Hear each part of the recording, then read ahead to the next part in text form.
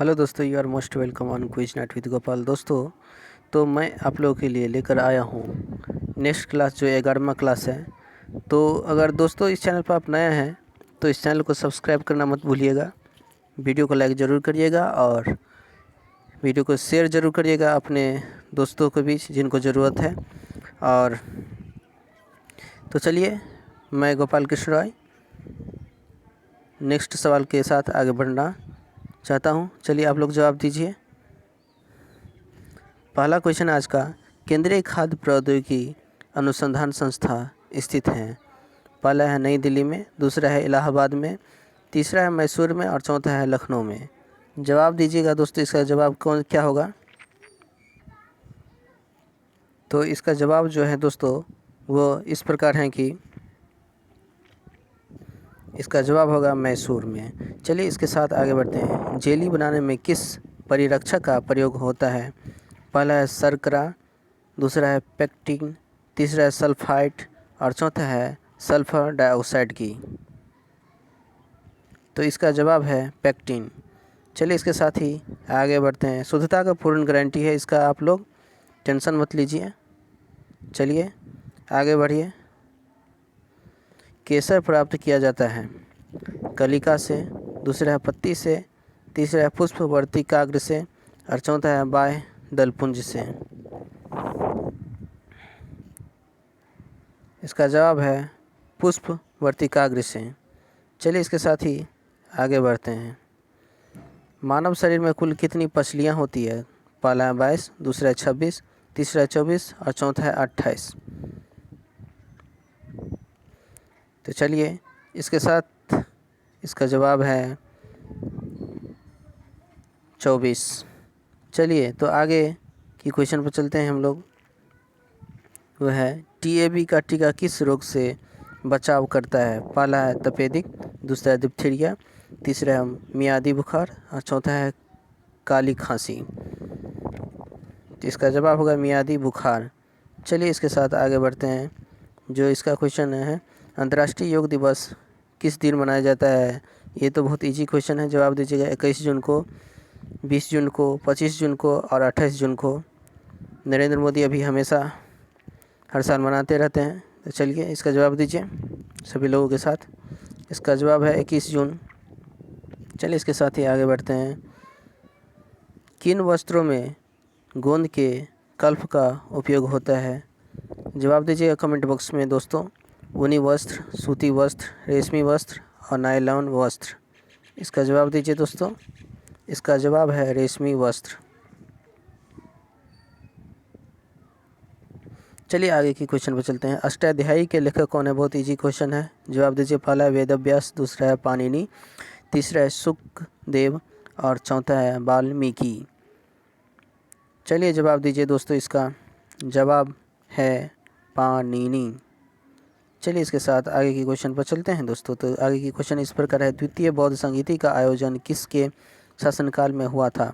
पहला है उदयभद्र, तीसरा है महापद्म नंद, तीसरा अशोक और चौथा है कालाशोक। इसका जवाब है कालाशोक। चलिए इसका जवाब है आगे की क्वेश्चन है।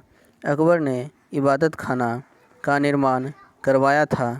पहला है आगरा में, दूसरा है फतेहपुर सीकरी में, तीसरा है दिल्ली में और चौथा है सिकंदराबाद में। इसका जवाब है फतेहपुर सीकरी। अगर आप कुछ सजेशन देना चाहते हैं तो आप आमंत्रित हैं, जवाब ज़रूर दीजिएगा। आर्य समाज की स्थापना हुई थी वर्ष 1865 में, 1870 में, 1875 में, 1880 में। जवाब दीजिए दोस्तों। इसका जवाब है 1875। चलिए आगे की क्वेश्चन है। इनमें से कौन काकोरी कांड से संबंधित नहीं था? पहला है राम प्रसाद बिस्मिल, दूसरा है राजेंद्र लाहिरी, तीसरा है अशफाक उल्ला खां और चौथा है सूर्यसेन। इसका जवाब है दोस्तों सूर्यसेन। चलिए इसके साथ ही आगे की क्वेश्चन पर चलते हैं। जवाब ज़रूर दीजिएगा। जब भी आप वीडियो देखें जवाब दीजिएगा। दीन ए इलाही की स्थापना किसने की? इसका जवाब है मोहम्मद गजनबी, दूसरा है हुमायूं, तीसरा है अकबर और चौथा है शेरशाह सूरी। इसका जवाब ज़रूर दीजिएगा दोस्तों। दीन इलाही की स्थापना अकबर ने किया था। चलिए तो अगले क्वेश्चन पर चलते हैं। वो इस प्रकार है, वेनसांग किसके शासनकाल में भारत आया था? पहला है समुद्रगुप्त, दूसरा है चंद्रगुप्त विक्रमादित्य जिसे चंद्रगुप्त विक्रमाद्वितीय भी बोलते हैं, विक्रमाद्वितीय, तीसरा है हर्षवर्धन और चौथा है स्कंदगुप्त। इसका जवाब, तो आगे की क्वेश्चन है दोस्तों, जो इन बादशाहों में से किसे कलंदर कहा जाता था? पहला है बाबर, दूसरा है हुमायूं, तीसरा है अकबर और चौथा है शाहजहां। तो इसका जवाब होगा बाबर।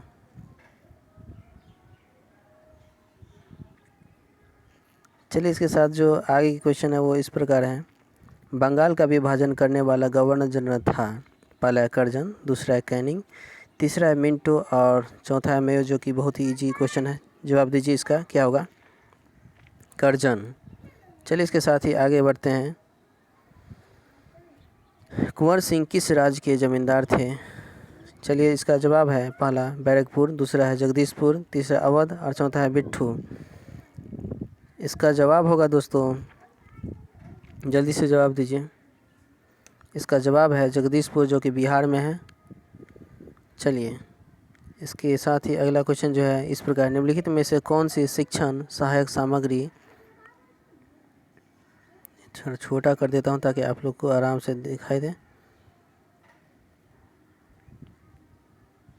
महाद्वीपों में अनुपातिक क्षेत्र एवं आकार को दर्शाने में सर्वाधिक उपयुक्त है? पहला है विश्व का राजनीतिक मानचित्र, दूसरा है विश्व का प्राकृतिक मानचित्र, तीसरा है ग्लोब और चौथा है इनमें से कोई नहीं। जवाब बहुत इजी है, जल्दी से जवाब दीजिए। इसका जवाब है ग्लोब। चलिए इसके साथ ही आगे बढ़ते हैं। चलिए तो जवाब दीजिए इसका।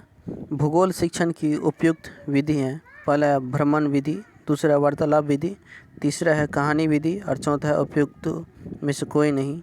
इसका जवाब होगा भ्रमण विधि।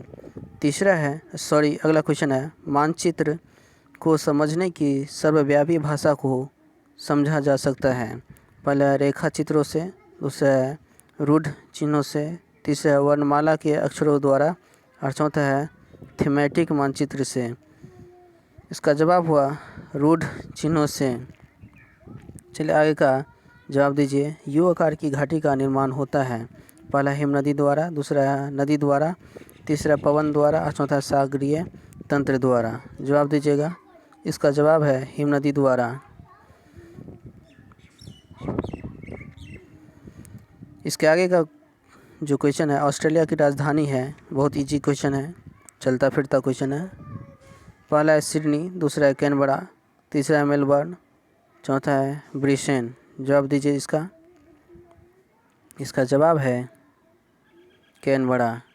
तो दोस्तों इस चैनल पर आप नया है तो सब्सक्राइब ज़रूर कर लीजिएगा और वीडियो को शेयर करना मत भूलिएगा।